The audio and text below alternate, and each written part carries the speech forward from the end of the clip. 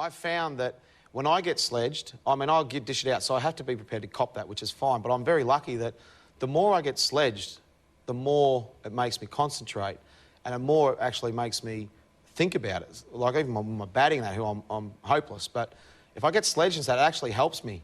It makes me concentrate and not play a silly shot. So, Alan Border says something about that. Well, Alan Border was the one bloke that taught me sledging. It doesn't matter who's down the other end. If you feel like you're bowling or you're batting and you're not quite there and you're not concentrating how you should be, or it's not happening for you, he said the one thing that he does that he found worked for him was to sledge someone. Just pick someone in the opposition and pick a fight with them.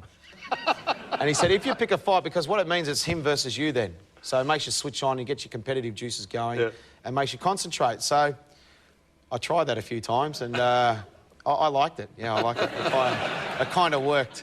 Tell the Daryl Cullinan story. Is that true, the sledge there? Which one? The one about the psychiatrist? Yes, correct. That is actually true. I'll try and make it into a short version. Daryl Cullinan played first game against us in 1994. Melbourne, Boxing Day Test match, 85,000 people. It's the first time Australia's playing South Africa in a long time. And Daryl Cullinan had just broken the record for the highest first-class score made by a South African. He beat Graham Pollock, or Barry Richards from memory, one of the two, 300 and something. So we heard a lot about this Daryl Cullinan.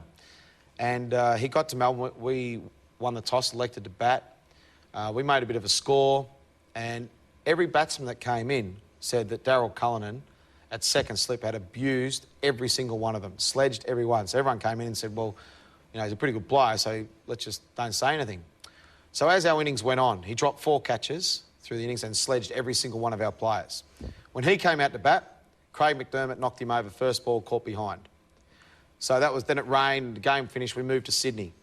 So we're talking in the meeting about Daryl Cullinan. We said, what did we get out of Daryl Cullinan? Anyone find anything? Well, he got out first ball, he dropped 4 catches and sledged the absolute out of us all.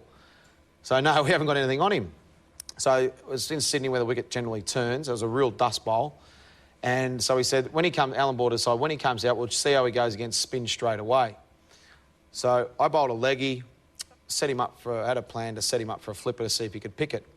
Bowled a flipper and knocked him over. So that was that. Second innings comes out, same scenario.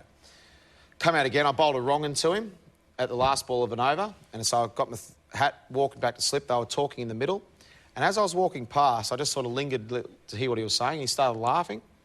He said, oh, how easy was that wrong to pick? I picked that wrong quite easily. Okay. So the next over, I set him up for a flipper again. Bang, got him out with a flipper. And I told him, I just reminded him where the change rooms were over in that direction, and with a few words before it. And it ended in off.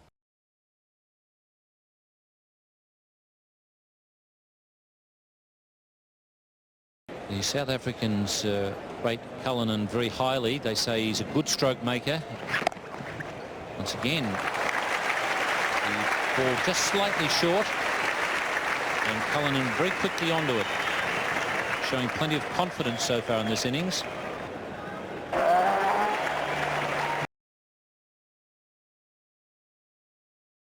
And once I'd done that, we sort of said, rightio, let's really keep it on Daryl.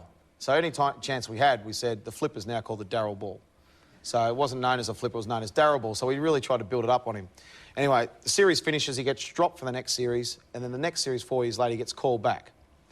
I'm picking up the paper, and there's a big double-page interview with Daryl Cullinan about how he's been to see a psychiatrist. He's been playing the man and not the ball, and I'm picking this up, and I'm thinking, come on. Now, I'm sure you could come up with something, Michael, about that. And anyway, he comes out. I'd knock over Adam Backer, caught Mark Taylor at slip.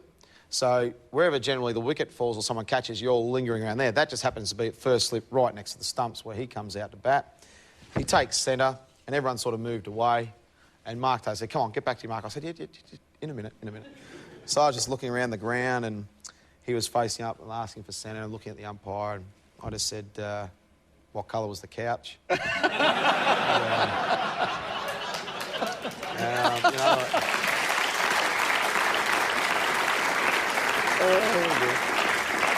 and then I just said, as I was walking back, with hourly sessions, half hour, just pay by the hour, and then I walked back and he The crowd was into it, and I ended up getting him out stumped, so that was pretty good too. But that was true. It's interesting.